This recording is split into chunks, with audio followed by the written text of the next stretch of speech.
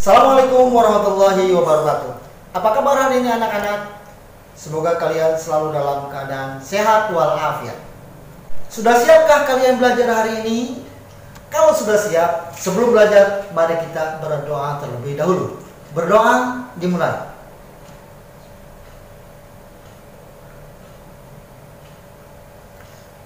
Selesai. Baiklah anak-anak, sebelum kita masuk ke pembelajaran IPA tentang organ gerak hewan, Bapak akan menyampaikan dulu tujuan pembelajaran. Tujuan pembelajarannya adalah dengan membaca teks tentang organ gerak hewan dan manusia, siswa dapat menyebutkan alat gerak hewan dan manusia.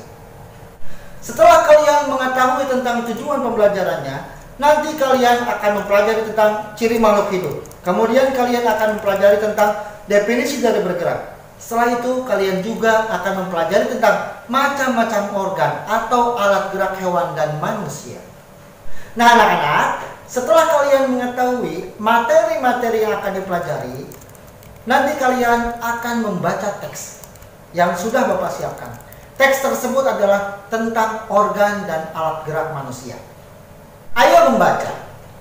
Salah satu ciri dari makhluk hidup adalah bergerak. Apa sih bergerak itu? Bergerak adalah kemampuan berpindah tempat dari satu tempat ke tempat lain, baik sebagian maupun seluruh bagian tubuh. Bergerak merupakan bentuk tanggapan tubuh makhluk hidup terhadap rangsangan yang mengenai sebagian atau seluruh bagian tubuhnya. Gerak pada manusia dan hewan menggunakan organ gerak yang tersusun dalam sistem gerak.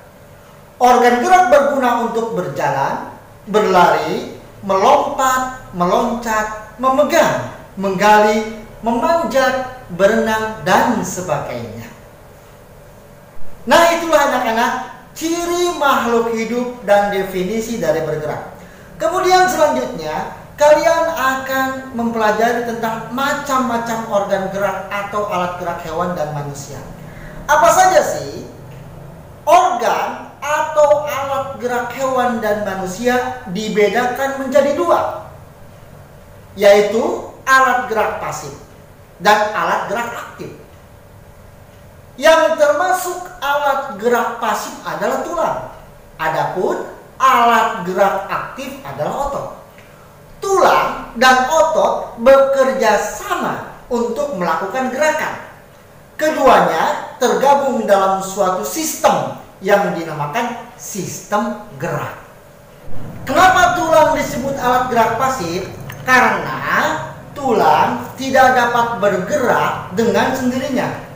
Tanpa adanya alat gerak aktif yang mempengaruhi tulang, maka tulang-tulang pada manusia dan hewan akan diam dan tidak dapat membentuk alat pergerakan yang sesungguhnya.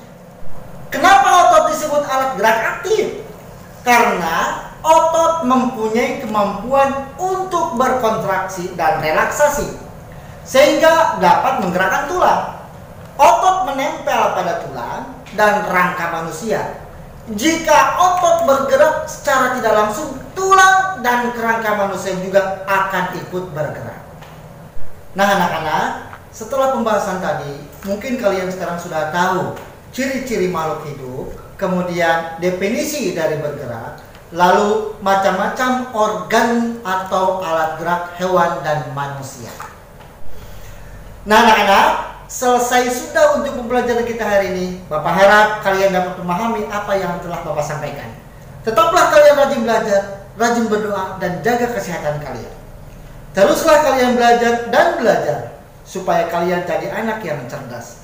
Sampai jumpa kembali di video pembelajaran Bapak selanjutnya. Sampai jumpa. Wassalamualaikum warahmatullahi wabarakatuh.